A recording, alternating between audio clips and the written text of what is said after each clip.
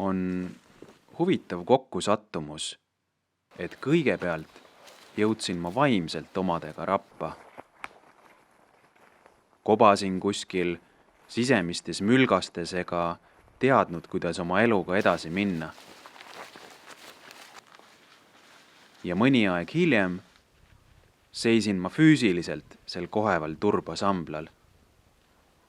Õigupoolest ma ei usugi, et see on kokkusattumus. Tundsin, et see salakava lürgmaastik hakkas minuga omal viisil suhtlema. Endasse sulgunud inimeses tekkis taas uudishimu, soov sirutuda endast väljapoole.